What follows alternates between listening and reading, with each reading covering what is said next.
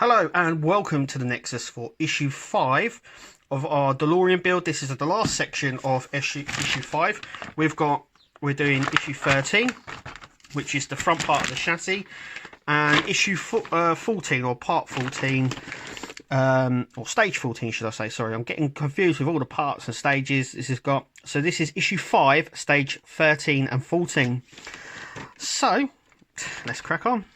Okay, so this is stage 13, and like I said, there's not a lot to do. So we get a distributor here, which is going to be going on just here, and we're going to be attaching that with EM screws. So I'm going to do that, and we get a covering as well that just sits on there like so.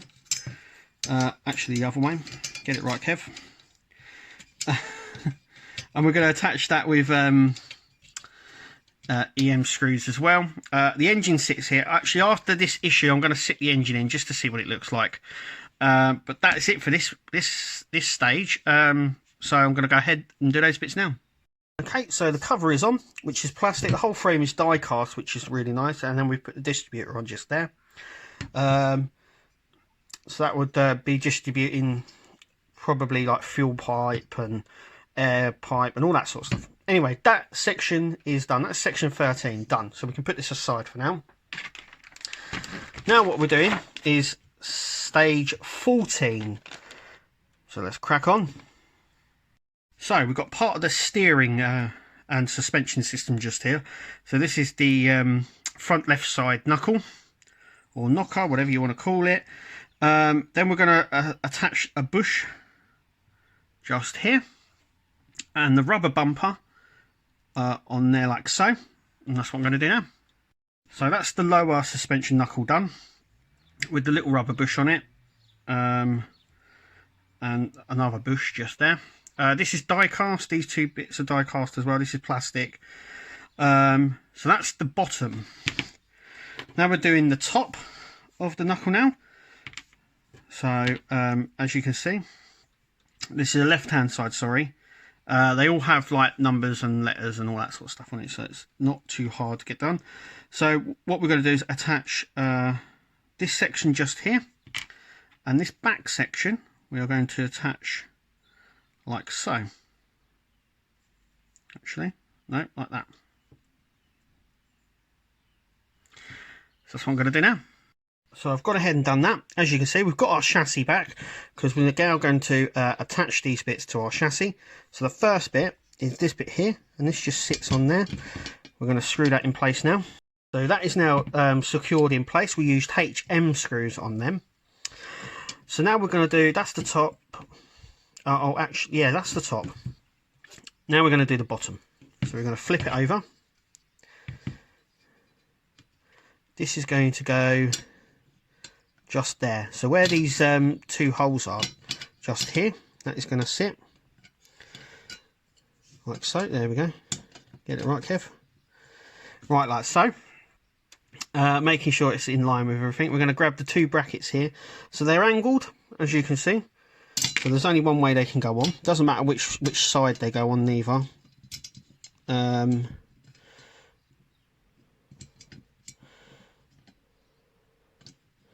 Trying to wiggle this around now, try and get these in. That's it, like so, and this one as well, like that. And we're going to secure this in place with IM screws, and that's what I'm going to do now. Okay, so that is all done, all nicely and done there. And we've got the rubber section just here to stop it, as you can see. That's what that would do. So now we're moving on to the brake system. So we need to put the chassis aside for a minute. This is the brake system just here. So we need these three parts. Just a quick saying. So these are the brake systems. As you will notice, this car is very old. 1959 this car is. And it didn't have the modern day equivalent of what we know now. So, I mean, it had a carburetor, which you don't see anymore, and a choke as well, which we don't see anymore, and front brake drums or discs, and not brake calipers or anything like that. So there's nothing bulky to go on the wheel. But anyway, we'll talk more about that as we build here. So firstly, what we're going to do, take this section just here, part of the braking system, and we're going to screw it in place from the inside using EM screws. So that's what I'm going to do now. Okay, so that's all done. That's all nicely in there. Now we're going to take the outside and just put that over the top. It only goes one way. There's no other way of putting this, and we're going to use HP screws just in here to show you. So what I'm actually going to do, or when I'm while I'm attempting to screw this in, should I say, and I do find this a little bit better than trying to guide it. So that goes in like so. So it's really nicely detailed, as you can see there. I don't know how well that's coming up on camera, but that is the equivalent of what the brakes used to be on cars, and they're awful.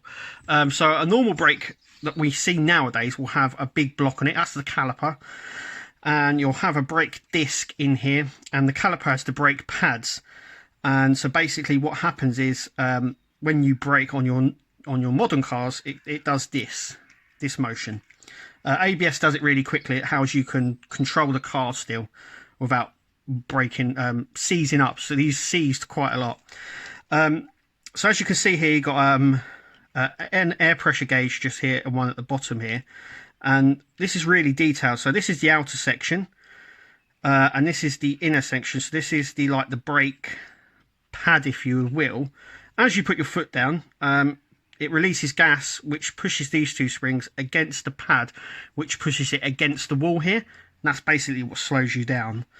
But they were prone to freezing, and well, not very good at all.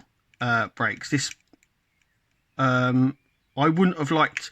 I mean, we're talking about ecto-1 here, but I don't think it was built for speed. And if it was, I wouldn't like to be behind it when it slowed down, or had to brake very sharply, because I think it would have had a little bit of difficulty doing so, because this is not an instant stop. There were the brake discs, and they were very bad. Anyway, that's in place. So now what we're going to do is attach this to our chassis. So now what we're going to do is we're just going to turn this around actually, and we're going to put this on top and secure it in place with a JM screw, and that's what we're going to do now. How we're going to do this is make sure that the oval section is facing at the back. This is obviously upside down. This is the lower arm, and we're going to take the top section and we're going to screw in to this section on this way, if you know what I mean. So that's what I'm going to do now. So it is in there. It's very loose, and I've tried screwing it as much as I can. I'm hoping by attaching it to the bottom arm here, which we're going to do in a second, we'll secure it. So we're going to take our coil spring and we're going to put that in, and we're going to attach this section here to this section using the IM screw. So that's what we're going to do now. I'm hoping that will stiffen up that side. Okay, so the coil spring is in, and it has sorted out the wobbliness, which is good. Obviously this is very stiff, so I don't expect that to be moving too much. As you can see, it's all right. Now we're going to attach the shock absorber. So if you thought the spring was the shock absorber, nope, it's the cylinder that runs in the middle of it. That's just a coil spring that runs there. Once again, that just goes in through the top, and we're going to secure that in place with a screw. This one. Wherever it's gone. Where's it gone? There it goes. We're going to put the screw in just here and screw in the shock absorber. Okay, so now you can see that just there. That's the shock absorber. So now what we're going to do is start assembling the steering rack. So we need these two bits just here. We have to make sure that this is the right way. So these two need to be facing that way with one of the screws up. We're going to take this section here. We're going to make sure that this will go just here, like so, making sure that these are also put in the same way those bits are, and secure that in place. So we secured that in place with a HM screw. Now what we're going to do is we're going to take our chassis just here. This steering section just there, so just here we're going to put in like that, turn it over and put a KM screw just in there, and that is it, and it's in place and it's moving like it should be. So if you want to go left, you want to go right, this is obviously the top. I did say that I was going to put on the engine, so let me drop that in place. Okay, so the engine will sit on these mounts just here, using these two bits just here, because that will get secured in later on. And there we go, it's in place. I'm just going to spin it around a little bit so you can see how that will sit in there. And do you know what, it sits in there really nicely, just like it should do, I suppose. I'm going to leave that like that, and we're going to have a look and see what comes in issue 6, but I would imagine that we'll probably get the other side of this in the next stages. Let's have a look, see what we've got. So coming in issue 6, we have stages 50, 60, 17 and 18.